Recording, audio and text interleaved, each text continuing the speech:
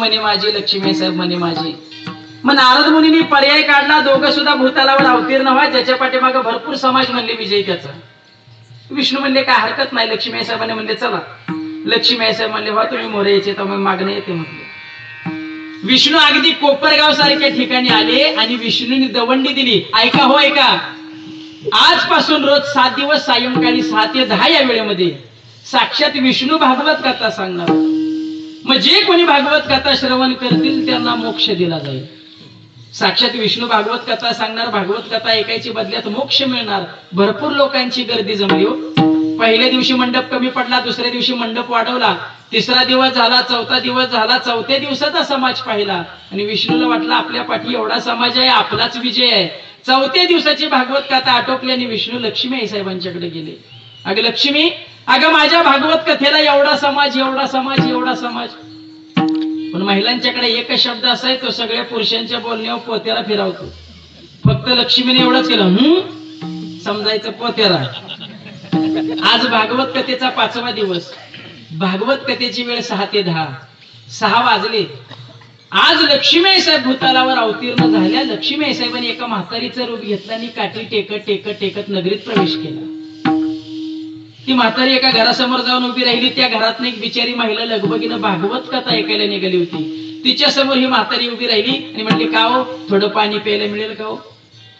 ती महिला रागवली, म्हणली एकतर भागवत कथेच्या मंडपात बसायला जागा मिळत नाही, एकतर मला जायला उशीर झाला, कुठली कोण थिरडी आली ती आली, माझ्याच दारासमोर आली, बरं आता पाण्याला नाहीतरी कसं म्हणावं. बिचारी लगबगीनं घरात गेली. तिनं पितळाचा तांबे घेतला, पाण्याने भरला आणि कोणाला आणून दिला? म्हातारीला का लक्ष्मीला?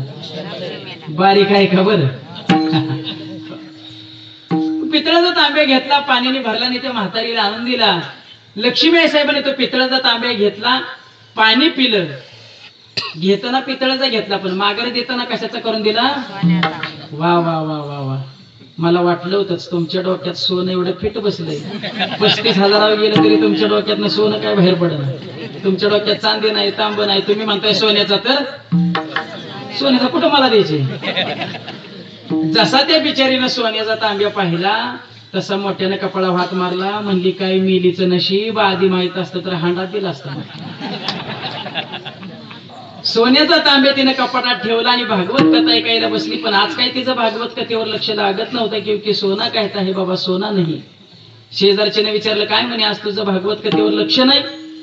ती म्हणली तुला म्हणून सांगते बरं. एक सवय असते, काय जरी बोलायचं म्हणलं तरी हे वाक्य अगोदर जोडायचं, तुला म्हणून सांगते. त्याच्या आधी अर्ध गाव पिटिवलं असते, पण म्हणताना म्हणायचं तुला म्हणून सांगते. आज भागवत कथेचा 6वा दिवस. आजही लक्ष्मी साहेबांनी कोणाकोणाला तांब्या सोन्याचा करून दिला. हा हा म्हणता सगळ्या नगरीत वार्ता पसरली की भागवत कथेच्या वेळेत कोणी एक म्हातारी येते आणि तांब्या सोन्याचा करून देते. आज भागवत कथेचा शेवटचा आणि 7वा दिवस. भागवत कथेची वेळ 6 ते 10. 6 वाजले. साक्षात विष्णू व्यासपीठावर विराजमान झाले. पण आज विष्णूने मंडपात पाहिलं तर आज मंडपात काळं कुत्र सुद्धा नव्हतं. सगळी कोणाची वाट पाहत होती? म्हातारीची. मग कोणी हांडी भरून ठेवली, कोणी बॅलर भरून ठेवली, कोणी टाक्या भरून ठेवल्या. पण आज लक्ष्मी साहेब गावात फिरल्या नाहीत. आज लक्ष्मी साहेबांनी भागवत कथेच्या मंडपात प्रवेश केला. रिकामा मंडप पाहिला. ओ विष्णू, कुठे गेला तुमचा समाज? विष्णू म्हणले अगं कालपर्यंत होता, आज बोला म्हणले आज कुठे आहे तुमचा समाज? विष्णूने दूरदृष्टीने पाहिलं, सगळा समाज लक्ष्मीची वाट पाहत होता. भागवत कथा ऐकायची बदल्यात मोक्ष मिळणार होता. पण जीवाचा स्वभाव असा आहे, जीवाला गोड आवडत नाही. जीवाला जे आवडतं ते गोड असूच शकत नाही. विषय संघ. तदनंतरचा संघ आला तो स्त्री संघ. या स्त्री संघानं भल्या भल्यांना कामाला लावलो. दुर्योधनासारखे गेले, रावणासारखे गेले. विश्वामित्र प्रतिसृष्टी निर्माण करण्याचं सामर्थ्य विश्वामित्राकडे होतं, पण 60,000 वर्षाची तपश्चर्या एका मेनकेसाठी घालवली. आणि शेवटचा संघ आहे तार्किकांचा टाका संघ. एवढे संघ जीवाला आहेत, परंतु प्रामुख्यानं संगतीचे 3 प्रकार पडतात. पहिले ती दुर्जनांची संगती म्हणजे कुसंगती, दुसरे ती विसंगती आणि तिसरे ती संत संगती. पहिले ती दुर्जनांची संगती. विचार असा आहे, दुर्जनांची संघटना लवकर होते, परंतु सज्जनांची संघटना लवकर होत नाही. गावामध्ये जर ज्ञानेश्वरी सप्ताहाचं नियोजन करायचं म्हटलं तर 10 मिटिंगा घ्याव्या लागतात, तेव्हा कुठं सप्ताहाचं नियोजन होतं. पहिल्या मिटिंगला तर लोकांचा असा सूर असतो, नव कुणाचं चांगलं झालं सप्त करून.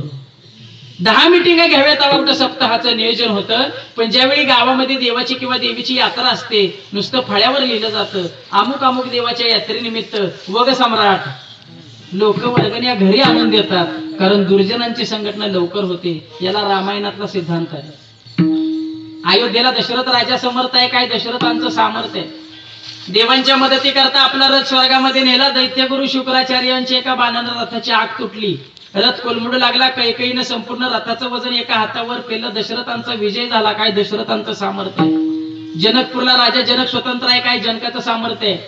निष्किंदेला बाली समर्थ आहे. रावणाला एका बगलेत धरून 10 वेळा समुद्रात स्नान करू शकतो बाली. अंगदाच्या पाळण्यावर खेळणं म्हणून लटकू शकतो रावणाला, एवढं सामर्थ्य बालीकडे होतं. हे तिघ जर एकत्र आले असते ना तर रावण कधीच संपला असता. पण हे तिघ एकत्र आले नाहीत का? तर सज्जनांची संघटना लवकर होत नाही. उलट एकटा रावण संपूर्ण लंकेवर राज्य करत होता, कारण दुर्जनांची संघटना लवकर होते. हा रामायणातला सिद्धांत आहे. सुभाषितकार तर सांगतात, दुर्जनम प्रथमम वंदे सज्जनम तदनंतरम. त्यांना विचारलं ना असं का, तर ते सांगतात सकाळी उठल्या उठल्या उजव्या हाताचं काम सुरू होण्या अगोदर डाव्या हाताचं काम सुरू होतं, म्हणून दुर्जनम प्रथमम वंदे.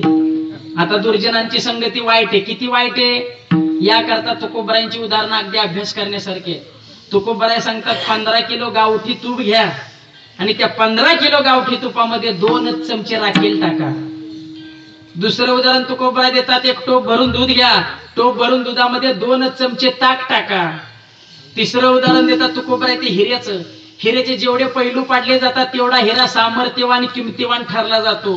जातीवान हिऱ्याची जर परीक्षा घेण्याचं ठरवलं तर हिरा ऐरणीवर ठेवायचा आणि वर्ण घाणाने घाव घालायचा. सामर्थ्यवान हिरा ऐरणीत रुतेल परंतु फुटणार नाही, एवढं हिऱ्याचं सामर्थ्य आहे. पण एवढा सामर्थ्यवान हिरा एखाद्या वेळेस कधी ढेकणाच्या संगतीमध्ये आला ना, ढेकणाच्या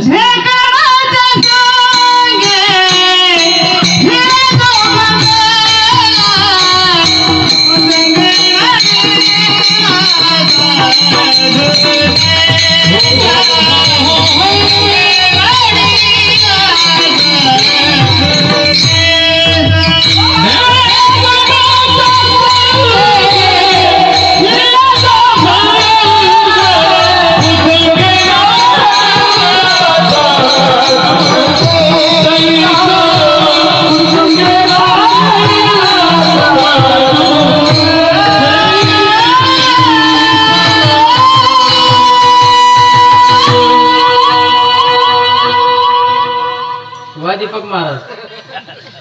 ढेकणाच्या संगे हिरा जो भंगला, कुसंगे नाडेला साधू जैसा. एका गावामध्ये गोढाळ गाय होती, कोणाच्याही शेतात शिरायची आणि कोणाचंही पीक खायची. त्याच गावात एक गोठ्यात बांधलेली गाय होती. जेवढं मालकानं खायला घालल तेवढंच खायची, दिवसभर गोठ्यात पडून राहायची. एक दिवस ओढाळ गाय गोठ्यात बांधलेल्या गाय जवळ गेली. अगं काय ग दिवसभर या गोठ्यात पडून राहतेस?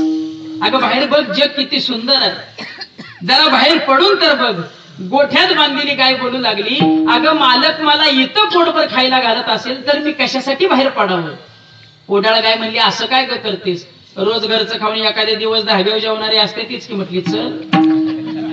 जायला नाही पाहिजे होतं पण तयार झाली जायला. दोन्ही गायी एका शेतामध्ये शिरल्या, पीक खायला सुरुवात केली.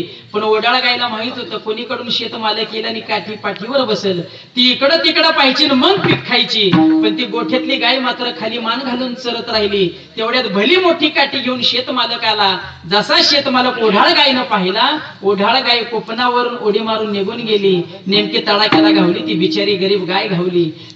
फुटेपर्यंत शेत मालकानं मारली. लंगडत लंगडत घरी आली. मालक म्हणला, काय कमी पडलं म्हणून दुसऱ्याच शेत खायला गेलीस? आता तुझ्या गळ्यात लोढणा बांधल्याशिवाय तू सुधारायची नाहीस. इतकी दुर्जनांची संगती वाईट आहे. दुसरी ती विसंगती. भगवान परमात्म्यानं माणसाचं जीवन बनवताना रेल्वेच्या रुळावानी समांतर बनवलं नाही. गंगेच्या पात्रावानी कधी रुंद कधी अरुंद, कधी उथळ कधी खोलगट असं बनवलं. सायंकाळी 5 नंतर ज्याला 40 फुटाचा रस्ता चालायला पुरत नाही ना, त्याच्या बायकोच्या मालिकाची मालिका पाठ असतात. हरिपाठ पाठ असतोय, काकडा पाठ असतोय. पण जे जगाला सांगतात त्यांच्या बायकोला नीट फसायला येत नाही, ह्याला म्हणायचं विसंगती. आपण म्हटलं ना पंढरपूरला जाऊया, ती म्हणते नाही महाबळेश्वरला जाऊया. ह्याला म्हणायचं विसंगती. आणि तिसरे ती संत संगती. अनेक जन्माच्या पुण्याच्या राशीच्या योगानं खऱ्या संतांची भेट होते. भाग्याचा उदय देहे जोडी संत पाय. नाही एक वेळ चंद्राचं अमृत सेवन करता येईल, एक वेळ अस्ताला जाणारा सूर्य